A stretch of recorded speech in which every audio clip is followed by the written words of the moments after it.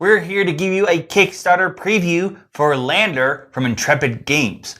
This is a resource management game that takes place in the far future, I'm sure at some point it will be the past, where you are all companies who have worked together to send out a new expedition to a new planet outside of our solar system that actually has water, so people might actually be able to survive there. Unfortunately, there was a little bit of an issue, and apparently the ship crashed, a lot of people died, and now the crews are sort of skeleton crews, and it's up to you to try to manage them in order to prove that your company deserves the largest share from setting up this colony. The way a winner is determined is by these stars, either on mission cards, as you can see here, or on these accolades. There are 3 different game modes, so depending on the mode you're playing, that'll determine how many stars you need in order to win. Yeah, a lot of the things that we're going to talk about may vary depending on the modes. There's kind of a beginner, intermediate, and then the advanced, which is really the standard mode that you should play with, so you can work your way through those. But the gist of it is, players will go back and forth on their turns, taking one action at a time. To start, you actually get 3 free actions that you can do in any order and as many times as you want. So you can see each player has a player board. They have a crew. You will begin the game with 2 crew members, and one of them is your leader who has their own special abilities. They have items and training cards attached to them which enhance their abilities. And on your turn at the start, you can move some of those items around to other people if you want, or attach new items and training cards to them. You will also have resources that you're going to be using for various things. And at the start of your turn, for free, you can trade in any 2 of the same kind for any 1 of the other. There's 3, as you can see here: food, energy, and titanium. So it's up to you, depending on what you want to do, which of those that you want to focus on, depending on the turn that you're in. Now, you have 12 different actions you can take as your main action for the turn. Sounds like a lot, but a lot of them can be kind of condensed or grouped together. So first are the upgrade and expand actions, and that's all about the main board right here. It's going to start out smaller. This is kind of a mid to late game setup where people have expanded a little bit. To expand, you will take 1 tile randomly and place it anywhere that you want on the board. You see they click right in like that nicely. Then you take one of your pieces and you can place it in any area of the board adjacent to one of the triangles that you already have a piece in. So it doesn't have to be the one you placed, just as long as it is adjacent to here. And it always starts on the spot with the lowest number. Each of these has different numbers on it, and that's going to determine how many resources you get at the start of each round. You can also upgrade those areas. Upgrading is quite simple. You spend a certain amount of resource cards, and you get to take one of the ones where you only have 1 in, or maybe that you already have 2, and add a 2nd or 3rd triangle. Upgrading will give you access to the higher numbers on their tiles, which is good because, again, you're going to want those resources to get more points so you can trade them in, to do more actions, etc. Speaking of trading them in, a lot of those resources will be used to gain a lot of these cards here. Now, the first one is gaining a crew member. Depending on the mode, as Jonathan said, they could vary how many of each resource you need. So we'll just go over what the actions are. Gaining a crew member, this deck is actually going to have face up so you'll know what you could get. You may want different things because the goals may ask for different traits, or maybe you want more science, or maybe you want more engineering. You will take them, and you can choose to either just add them to your crew, or have them replace the leader, because every crew member has this little text down here, and that ability is only available if they are the leader. So you'll have to decide whether you want that ability now or keep your current leader ability. You may also use resource cards to buy any of these activity cards. Now, initially you have a hand limit of 5 at the end of each turn, so you'll have to make sure to keep track of that. Training, it's a simple attachment you can throw on at the beginning as a free action. They cannot move though, so once they're down, they're down. You have items, which can move around. Some of them actually also have maybe requirements. This one needs you would have at least 3 in the green value. And then actions are more like instant one-time effects. Some of them can be played outside the turn. Some of them have certain requirements and played on your turn and take up your main action. So you'll have to decide when it is wise to play these cards. Now, let's say you didn't like any of the cards you just drew from that. You actually have the ability to negotiate.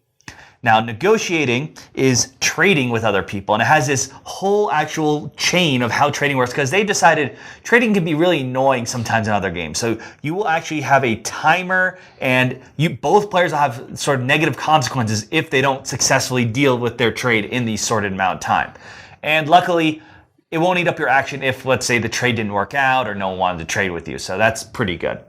Finally, let's say no one did trade with you. You can discard 3 of these cards to draw 3 and choose 1 to keep. So sort of a good way to maybe get rid of some extra excess cards in your hand. If there's nothing that you want to do on your turn, you can choose the Observe action. Now, you can only do this a limited number of times per game depending on the mode. You remove one of these to mark that you've done it, and essentially you're passing, but you're still in the game. You can still go the next time your turn comes around. So it's a way to bide your time and decide what you want to do and when. So you got to be careful about when is the best time in the game to use those. And then you can also claim a mission card if you meet the requirements for it. This is a big deal. It's how you get your points. So missions have different requirements, maybe a certain type of crew member or certain traits that they have, or maybe something involving the different areas on the board, and you have to pay some resources. And when you get it, you get the amount of points listed in the corner, and a new one flips out for other people to try to get. There are also going to be 3 Accolades cards. Those aren't an action to get, but if you meet the requirements for those, they're sort of like achievements, then you will get those points as well. However, other players might be able to catch up to you and overtake you in those areas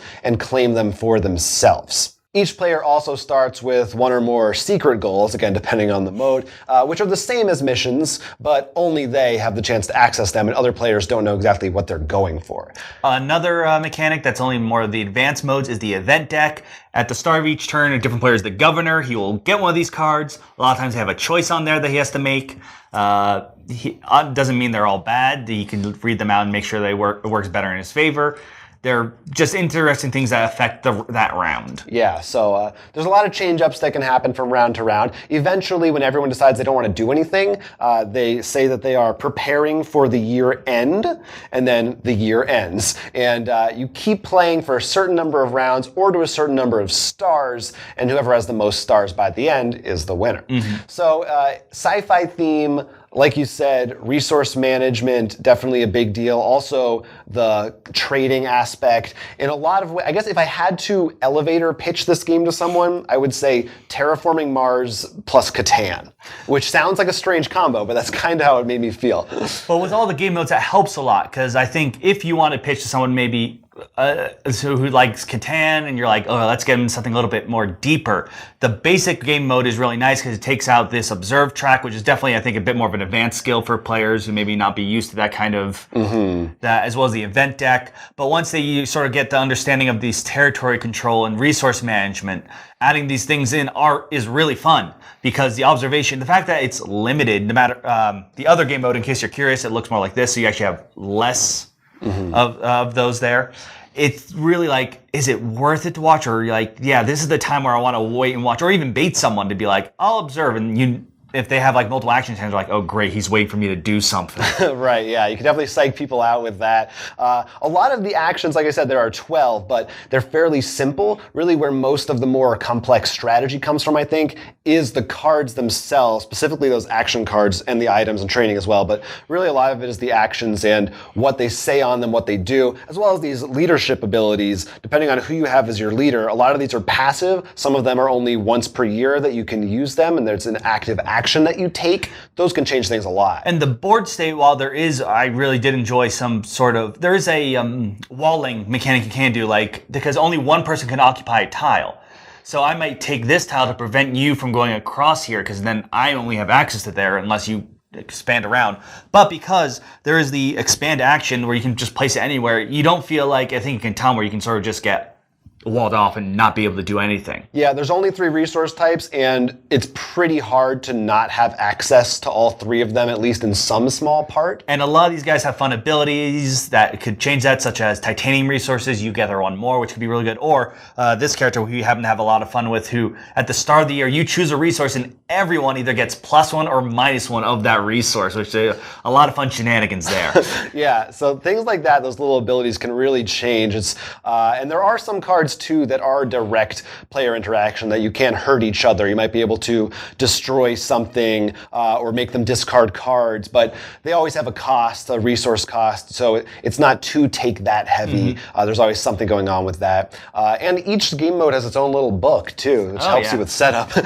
This is a Kickstarter preview copy, but so we don't know exactly what the final version is going to look like, but a lot of these components are really solid. This could pass as the final copy. I don't think anyone would question it. The Kickstarter for Lander isn't releasing until March 3rd, 2020, but there's still some cool stuff you can do if you are interested in Lander.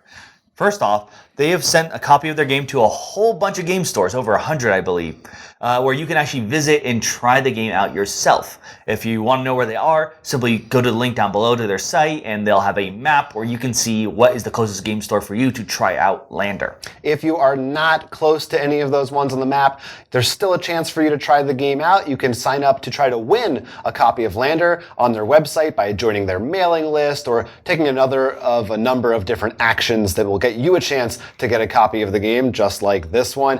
You can find all of that and more at landerthegame.com, where there are also more videos, tutorials, the full rulebook if you want to learn more about that game if this wasn't enough for you. And I'm pretty sure you can enter the contest if you are near one of those game stores too.